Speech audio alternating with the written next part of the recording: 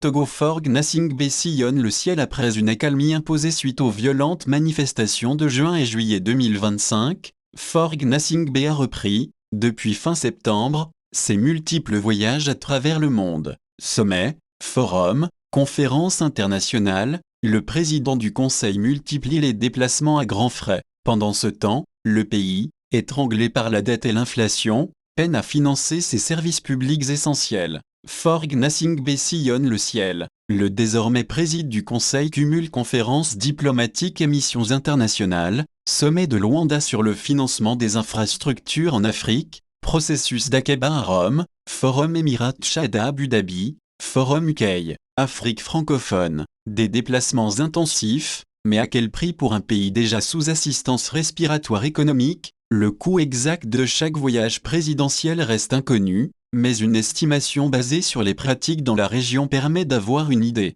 Un seul déplacement peut mobiliser des dizaines de véhicules pour le cortège officiel, plusieurs avions, des hôtels de luxe, des repas, des indemnités pour le personnel accompagnant, ainsi que des mesures de sécurité renforcées, agents, équipements, hélicoptères ou véhicules blindés selon les destinations. Ces voyages peuvent facilement coûter plusieurs centaines de milliers d'euros, voire dépasser le million, selon la durée et la destination. Un montant qui aurait pu servir à améliorer les infrastructures locales ou soutenir les services sociaux essentiels. Selon la dernière parution du magazine ivoirien Sika Finance du 12 novembre 2025, plus de la moitié des recettes fiscales du Togo a été consacrée au remboursement de la dette au premier semestre 2025. Cette situation explique à elle seule l'asphyxie économique du pays. Dans ce contexte, même si ces voyages peuvent être perçus comme des investissements diplomatiques pour le régime de Lomé, pour le citoyen lambda, il s'agit d'un luxe que le pays ne peut pas se permettre. Le Togo connaît une inflation qui étrangle les ménages,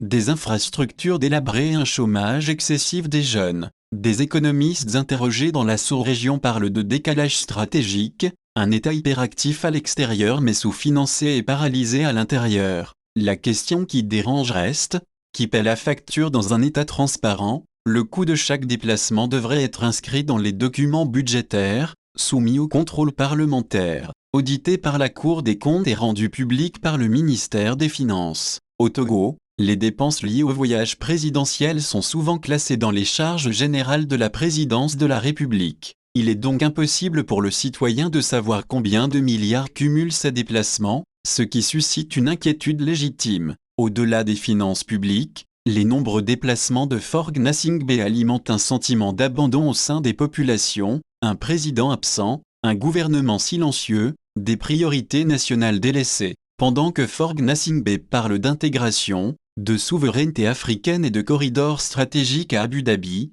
sa population se nourrit du riz offert par le Japon et s'éclaire en milieu rural grâce aux panneaux solaires offerts par la Chine. L'eau potable reste un luxe, les routes praticables et des salaires décents, un mirage. La fracture entre l'agenda international du chef de l'État et les priorités nationales risque de devenir, à terme, un coût politique plus lourd encore que les dépenses elles-mêmes. François Bangan.